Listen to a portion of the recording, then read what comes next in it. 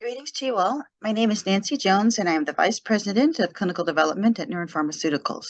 It's a great pleasure to join you remotely and give you this update.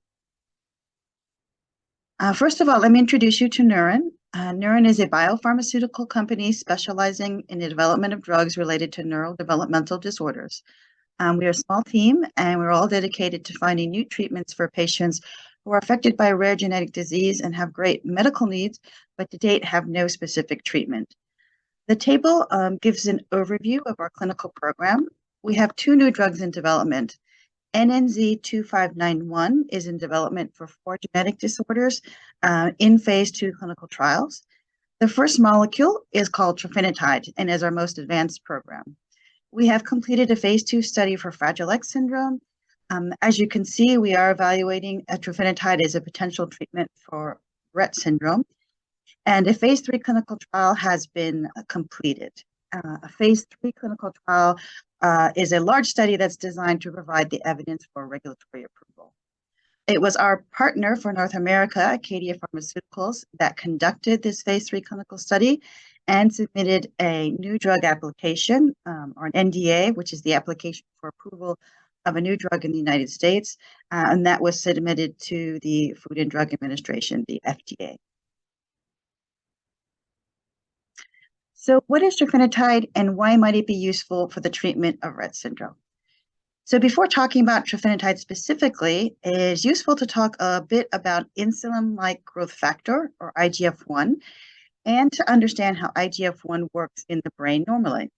So on the left is a picture of the cells in the brain. The orange cells are the neurons, which are the main cells that you have for functioning of the brain. And there are other cells that support the neurons, notably the microglia that are shown here in brown and the astrocytes that are shown here in green. The microglia help with the growth and also the maintenance of the structures of the neurons and also the function of the neurons.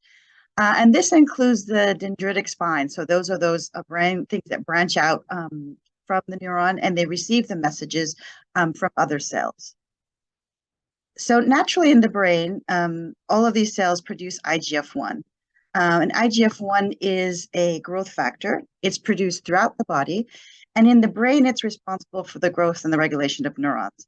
And it's also responsible for the communication or the connection between those neurons, which are called the synapses. So here we see the IGF-1 molecule.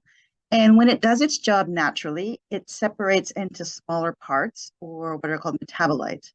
And one of these small parts is a GPE. And GPE is the terminal tripeptide of IGF-1.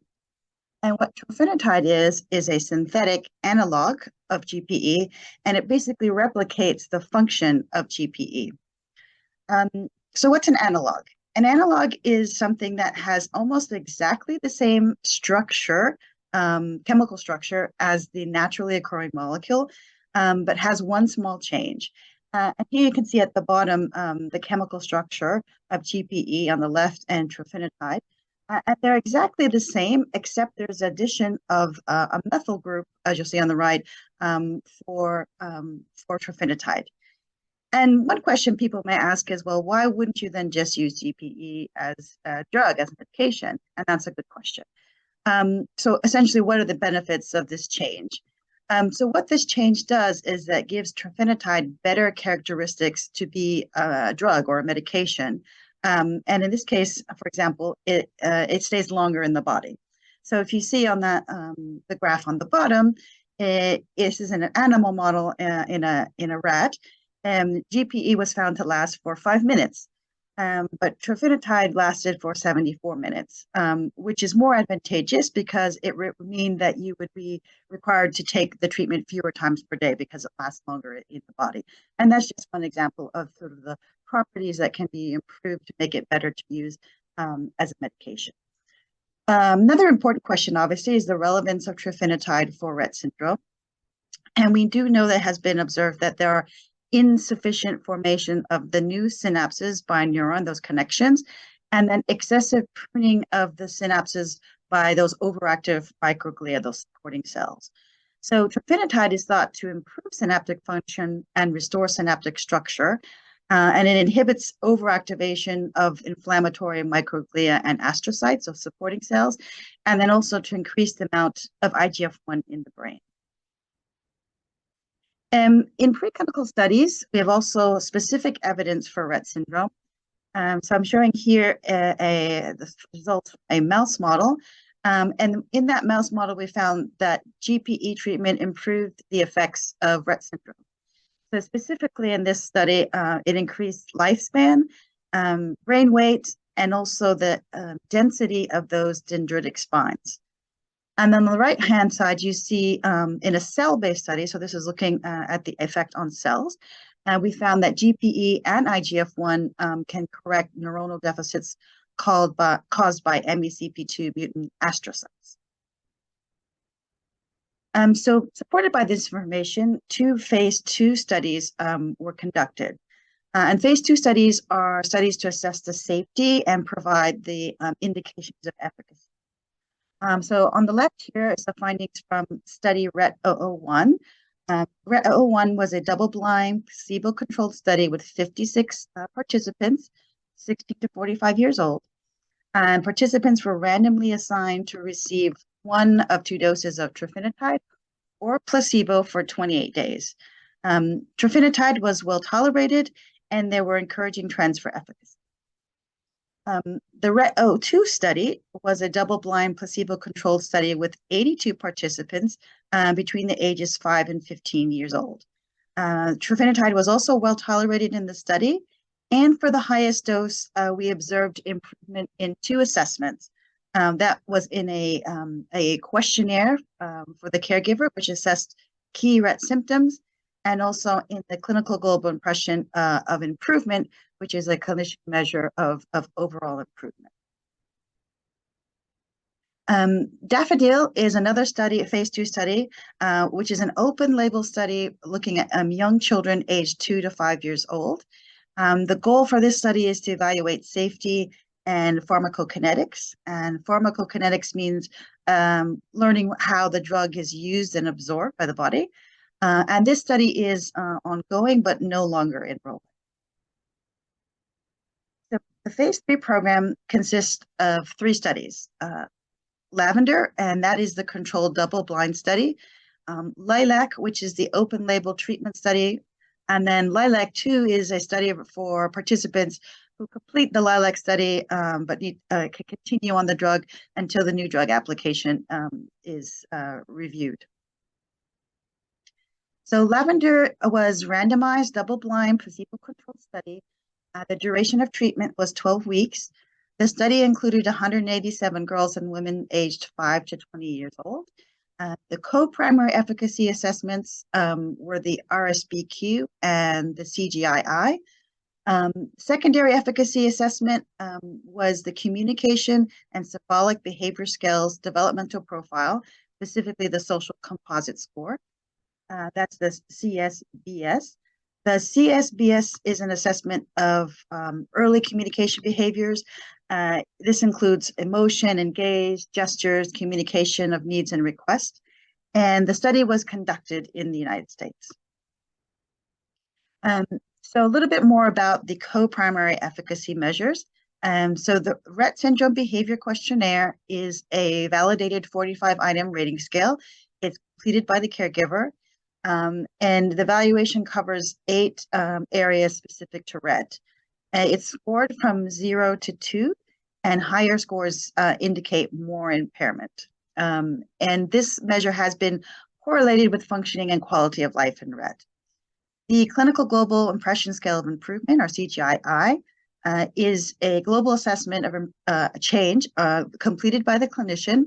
The scores range from 1 to 7, with scores of 1 to 3 indicating improvement, 4 indicating no change, and 5 to 6 are scores that indicate worsening. The overall findings for the Lavender study are presented here. There were statistically significant separation from placebo on the 2 co-primary endpoints, and there was also statistically significant separation from placebo on the key secondary endpoint. I'll talk now in more detail about the Lavender study. Here we see the summary of the participant characteristics.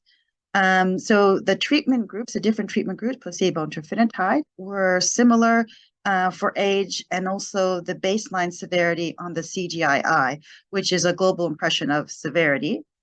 And just over half the girls were between 5 to 10 years old. Just over a quarter were between 11 to 15 years old, and about 20% were between 16 and 20 years old. And based on the CGI-S, the majority of participants were moderately or markedly ill, and very few were considered extremely ill. Here are the results for the RSBQ and the CGI-I in detail. We observed a statistically significant improvement in RSBQ compared to placebo, and we observed a statistically significant improvement of CGI-I in the trofinetide group compared to placebo. For the secondary endpoint on CSBS, there was a statistically significant separation from placebo. So what types of symptoms changed? This can be seen on the RSBQ, which has subdomains in addition to the total score. And here what you're seeing on the graph is a measure of the magnitude of effect or the difference in magnitude between the placebo group and the trofinetide group in each of these domains.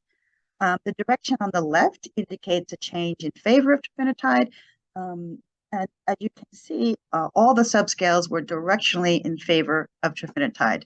And another important point is to note that the effect was not actually due just to a single subscale.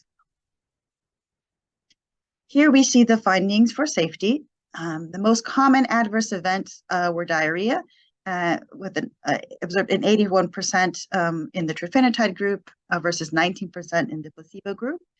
In the trofinetide arm, of those that had the diarrhea, 97% were characterized as having a case that was mild to moderate. The next most common adverse event was vomiting, 27% in the trofinetide group and 10% in the placebo group. And in the trofinetide arm, 96% were characterized as having cases that were mild to moderate. Serious adverse events were observed in 3% of the study participants in both the trofinetide and the placebo groups. So what is the status of the new drug application? Acadia submitted the new drug application in July of 2022 for the treatment of Rett syndrome in patients 2 years of age and older. The FDA accepted the NDA for a priority review, so the decision date set for the 12th of March in 2023.